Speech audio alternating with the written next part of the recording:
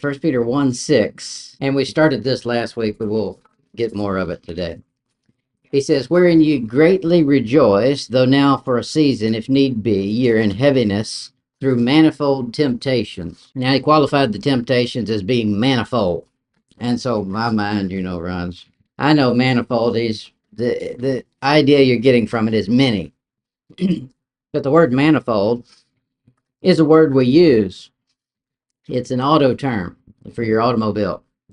What a manifold does is it delivers air fuel mixture to the engine cylinder, at least the intake manifold does. It's located on top of the engine usually and receives air from the filter. The intake manifold is responsible for ensuring that each cylinder gets the correct amount of air. So a manifold is going to introduce air into your system. The exhaust manifold, that's a different kind of manifold. It collects exhaust gases from each cylinder and channels them to a single pipe that leads to the exhaust system. So in our verse, if we're using the analogy there, that manifold is designed to improve the output and efficiency of the car's performance. And you need a manifold both on the intake and the exit, the exhaust manifold. So this manifold temptation, something is introducing temptations into our system. And in order to have a smooth operation, we should direct what's been handed to us through the manifold in the proper direction. Otherwise, your car doesn't run right, and your life won't either. So, as temptations are introduced to us, they have to be directed correctly. We have to handle them the right way, decide if this is an intake or an exit, an enter or exit, intake or exhaust manifold. The Bible gives us some info on it in Psalms 34, verse 19. David says, I'm sure this is the voice of experience. Many are the afflictions of the righteous, but the Lord delivereth him out of them all. That is, you're going to get afflictions that are going to come in. Now, you've got to decide what you do with those. Sometimes you do absolutely zero, and God just takes care of it. You have to ignore it. It's designed to sidetrack you, and you just ignore those and let God handle them. Sometimes God is requiring you to take an action, direct it to either the intake or the exhaust. In John 16, verse 33, Jesus speaking to his disciples, he says, these things have I spoken unto you, that in me ye might have peace. In the world ye shall have tribulation, but be of good cheer. I have overcome the world. So he says, in this world, you're going to have tribulation. Something's going to be introduced into your system that if you just take it naturally, you're going to have trouble. It's going to cause turmoil. He says, but I've given you peace. I have peace. I've overcome this world. So those you can direct on to him. He says, cast all your care on him, for he cares for you. He says in James 1 verse 2, this is a tough verse here. James is a tough book. My brethren, count it all joy when you fall into divers temptations. Wow. He said, the more temptations you're facing, the more joyful you should be. He says, count it all joy. Now, that means something. That means you're swimming upstream. That means you're going the right direction. I think it was Adrian Rogers says that if you're not feeling any opposition from the devil, you're going the same direction. So turn around and walk the other way, and you'll feel the resistance. In verse 12, James 1:12, he says, blessed is the man that endureth temptation, for when he is tried, he shall receive a crown of life, which the Lord hath promised to them that love him. Now, I'll give you the doctrinal side of this. He says they're getting a crown of life. Okay, that should trigger something. In your mind, I'm not worried about a crown of life. I'm in the one who is life. I'm not trying to do something physically in order to get it. I've got something way bigger than a crown of life. I've got the one who is the way, the truth, and the life. Revelation 2:10. We know this is tribulation, although many Baptists don't take this as tribulation. He says, Revelation 2:10, fear none of those things that which thou shalt suffer. Behold, the devil shall cast some of you into prison, that you may be tried. Ye shall have tribulation 10 days. Be thou faithful unto death, and I will give thee a crown of life. They're doing something, and they've got to endure this tribulation and trouble that obviously, he says, the devil's bringing them. And God's going to reward them with the crown of life for doing that. We got in Matthew 10:22. And ye shall be hated of all men for my name's sake. But he that endureth to the end shall be saved. So they've got to endure to the end of the time period where his name is so offensive, it makes people hate you. Now we're almost there, but that's not quite the same. We're not getting persecuted for it. Matthew 24, verse 13. But he that shall endure unto the end, the same shall be saved. Again, he's repeating it. You've got to endure this. Now, the idea is this: what if you didn't endure that? You found a way out. Then you wouldn't be saved. So the opposite is true as well. You endure to the end and you're saved, but if you don't endure it, you found you a way of escape to get out of the pressure, then you don't get saved. So it's a completely different type of salvation than we're talking about when we say salvation.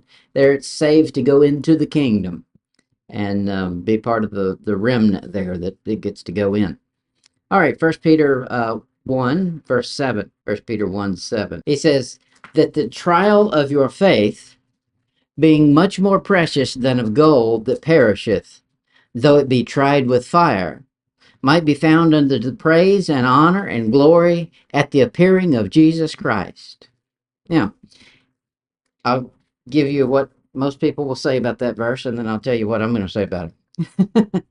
Most people will say that's talking about your judgment when you get to heaven. Your works are tried by fire. We do know that. That's true. And you got wood, hay, or stubble, or precious stone. However, that's not what this verse is saying. He said there a phrase, at the appearing of Jesus Christ. That's being tried up to, and then there's the appearing of Christ. That's not quite the way we do. We're tried on this life, and then we go appear before him. Different thing all the way. Here he's coming down to appear to them. That'll be second advent. So they're enduring this trial, and then he shows up and decides if you endured the trial correctly. However, this is not a theoretical thing the way our trials are. Our trials are mostly internal. It's not a physical thing like you're being punished or you're being persecuted. You're being burned at the stake, or like it'll be in the tribulation, having your head cut off, or watching your family's head get cut off.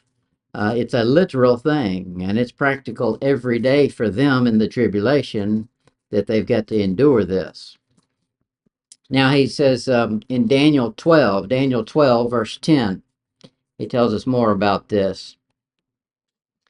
He says, many shall be purified and made white and tried, but the wicked shall do wickedly, and none of the wicked shall understand, but the wise shall understand. That is, there's going to be a worldwide trying going on, and we see it in our age that the Christians have fallen away. They're going backwards. Well, if we're seeing that in our age, just imagine what it's going to be like when the devil is walking the earth. Ooh. The unholy trinity is here.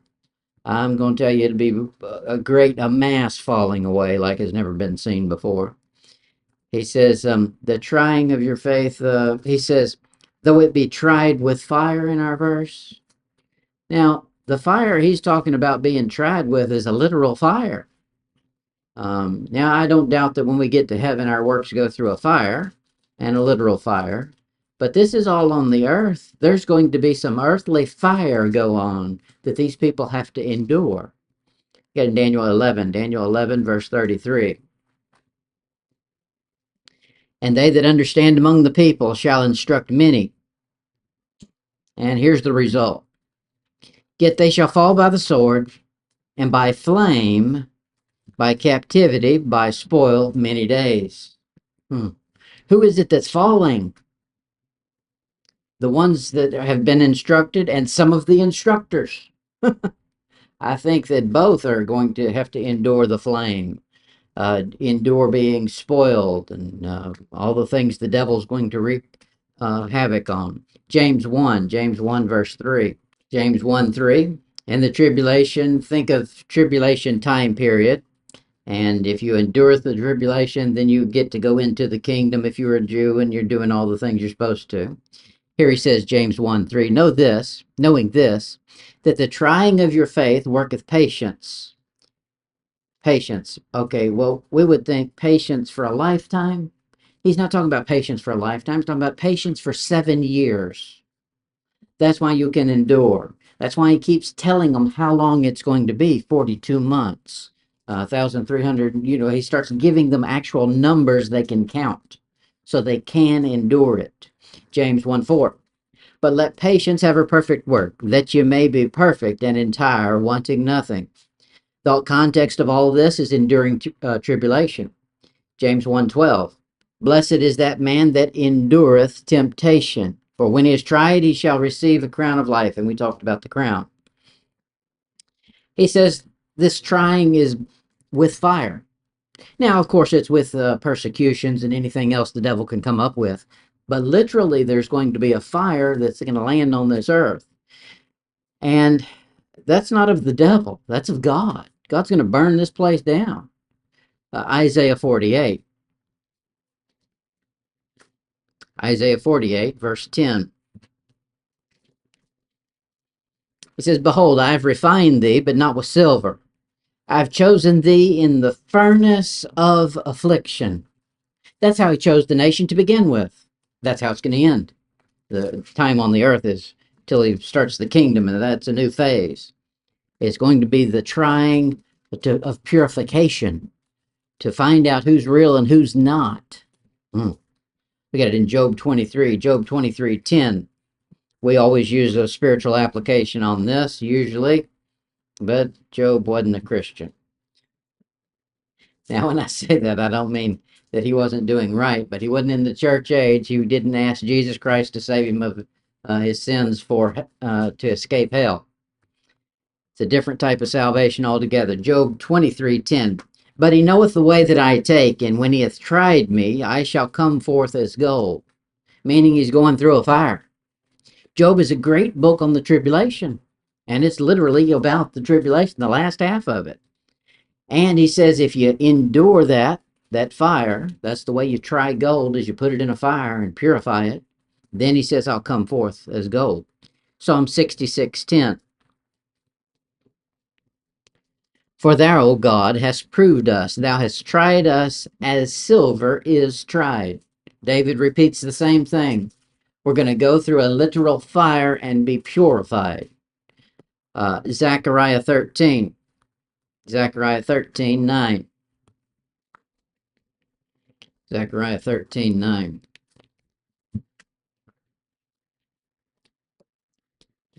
Now, sure, you can say fiery trials are just intense trouble, but there's more to it than that. There's actual fire. He says in Zechariah 13:9, and I will bring the third part through the fire, and will refine them as silver is refined, and I will try them as gold is tried. They shall call on my name, and I will hear them. I will say, it is my people, and they shall say, the Lord is my God. That's obviously tribulation. He says it's going to be a fire I'm going to use. In that passage there, he's talking about smiting the shepherd and the sheep scattering. And that's obviously talking about the tribulation time period. In there, 2/3 are going to perish. Look at verse 7, Zechariah 13:7. It says, Awake, O sword, against my shepherd and against the man that is my fellow, saith the Lord of hosts.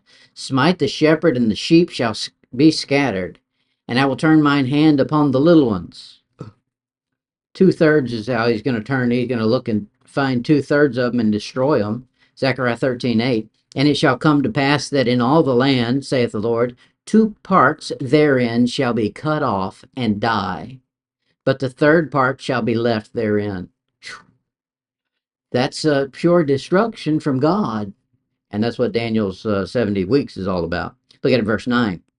And I will bring the third part through the fire, and will refine them as silver is refined, and try them as gold is tried. So there's going to be a literal fire. He's just going to kill off 2/3 of them, or allow the devil to get to them, however he does it. And then the 1/3 that's left, that's probably the remnant, and they're going to be tried both with fire and the temptations of the devil. Look at it in Daniel. We've already been there. Go to Malachi 3. Malachi 3. Most people know Malachi has one passage in it because it's the only one preachers preach. Bring it all to the storehouse. I've renamed my pocketbook the storehouse.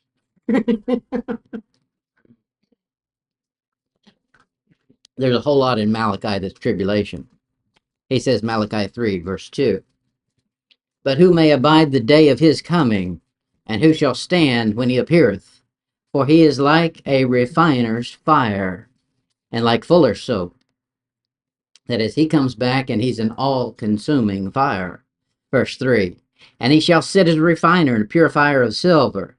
He shall purify the sons of Levi, and purge them as gold and silver, that they may offer unto the Lord an offering in righteousness.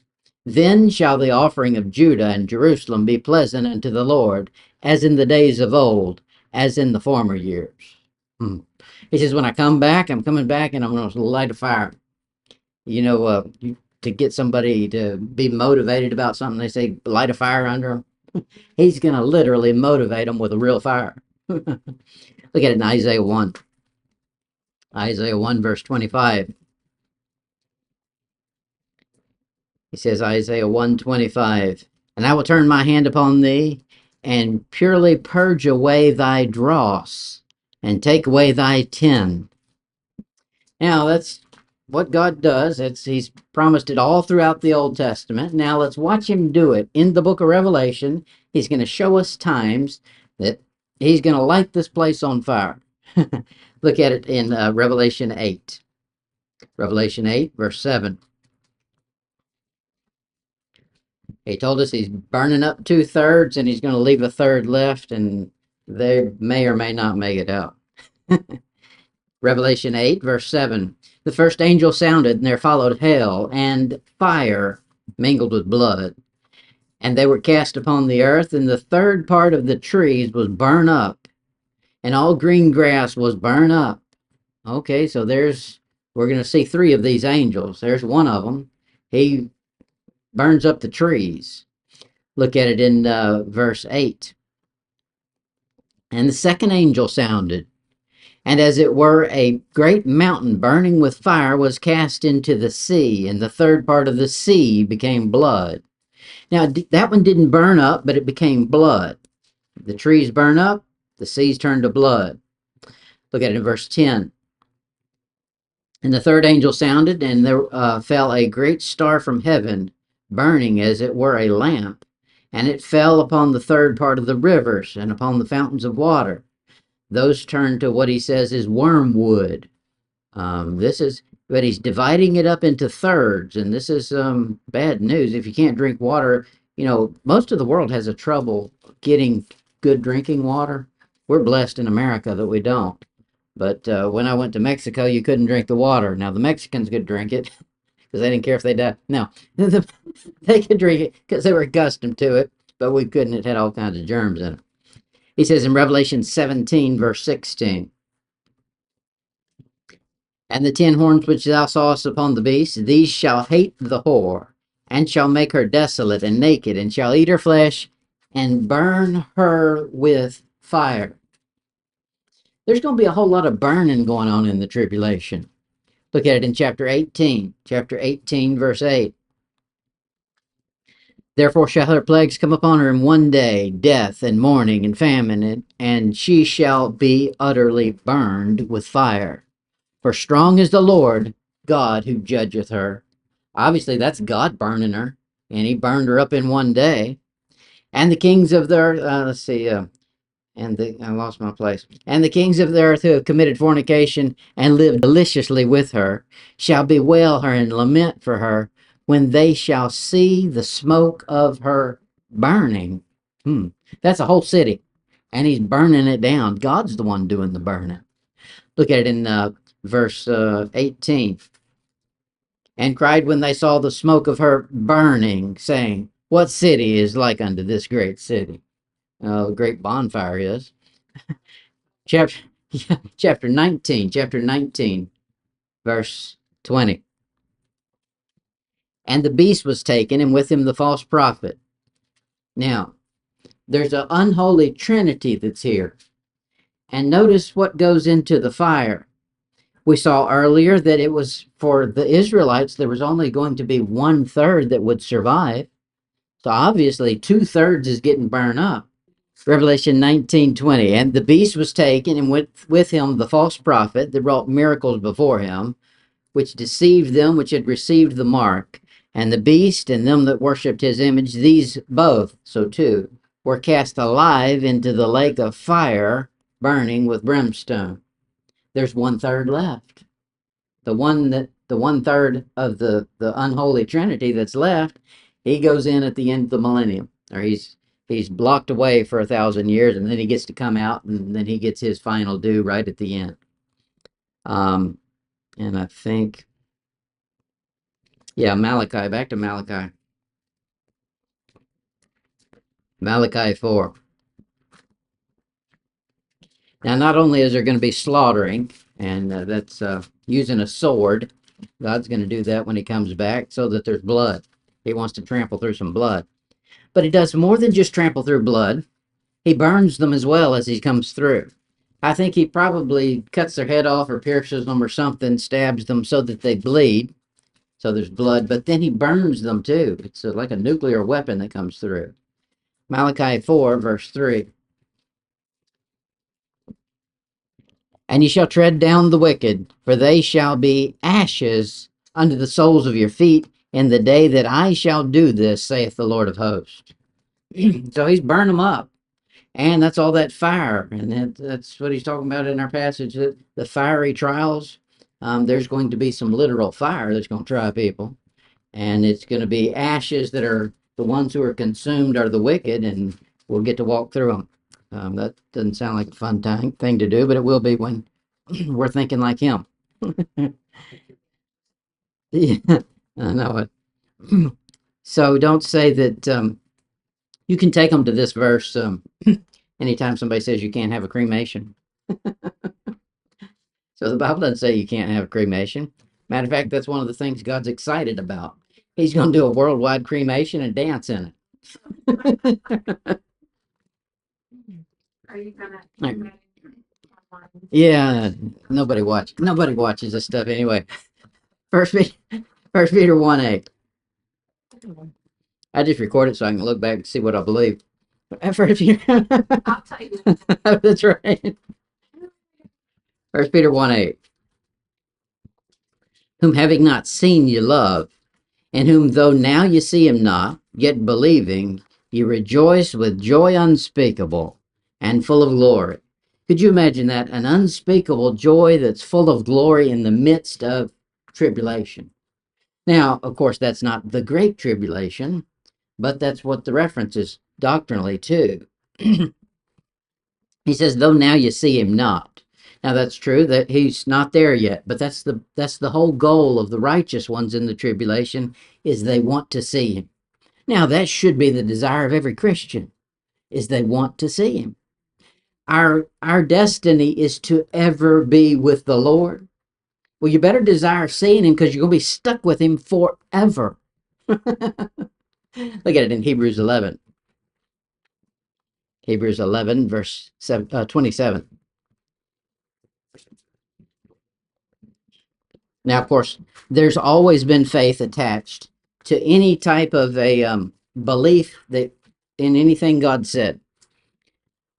He requires faith of man. in every age. There's no dispensation where there's not been a faith attached to it.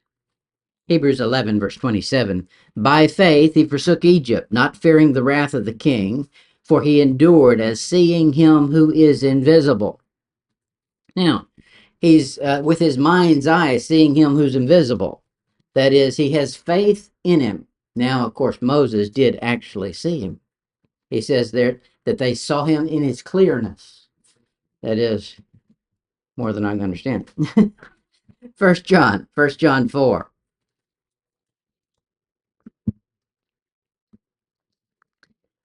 Now, most of John's speaking is very not soft, but it's graceful and it's kind. This one you wouldn't say is so standard for him. First John 4, verse 20. If a man say, I love God, and hate his brother, he's a liar.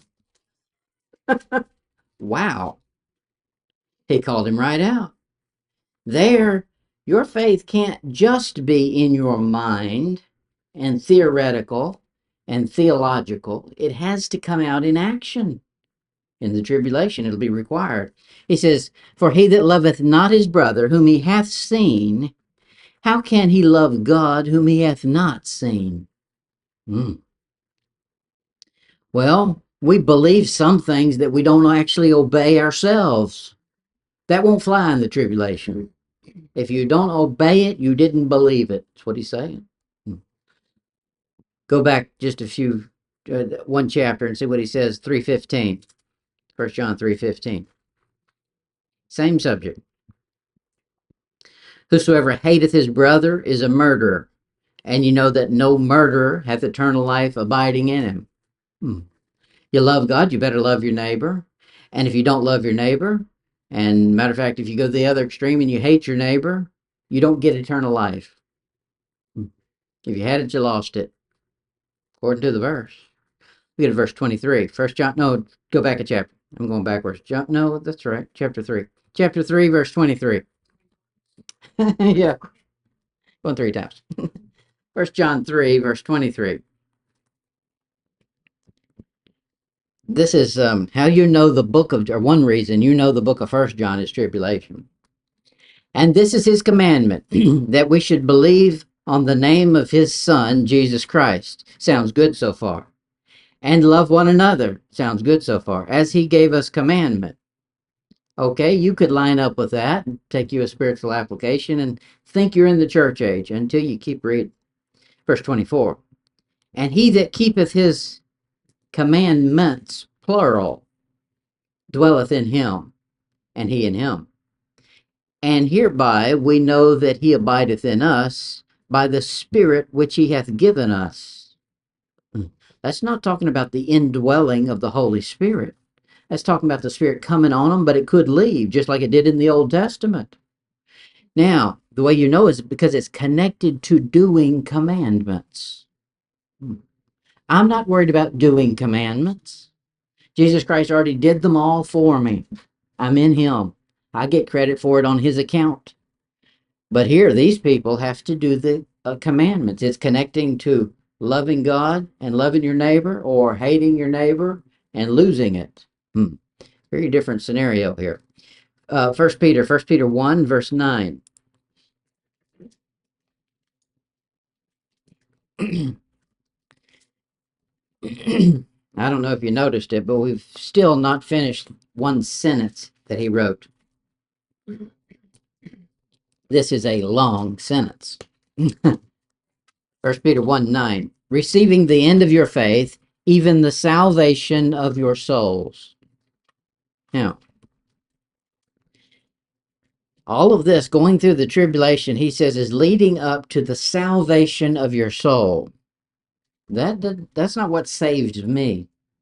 I'm not in some kind of a participation program where I've got to prove that I'm going to endure and make it out okay, and then I'll decide if I get there. He'll decide if I get saved at the end of it. This sentence that he started here began all the way back in verse 6. That is a wordy sentence. So here's where the end of the sentence is. Now, it's it's in a response to a sentence he had right before this. The sentence just previous to this, 1 Peter 1:5, is about the very same thing this sentence ended with. 1 Peter 1:5, the last time. Okay, there he says, through faith in Jesus Christ unto salvation, ready to be revealed in the last time. Okay, they get salvation at the end. Now, verse 9, even the salvation of your souls, receiving the end of your faith. So it's all talking about at the end of it. I'm not waiting for anything. I got salvation the second I trusted in him. I got put in him, and I don't have to wait on nothing. I think that's what made me an American, is because I don't wait for nothing. Burger King, give it to me right now, right away. He says in verse 5, he said, who are kept by the power of God through faith, there's that faith again, unto salvation, ready to be revealed in the last time. Not now. And they're waiting to see if they get that salvation, and it'll be right at the end.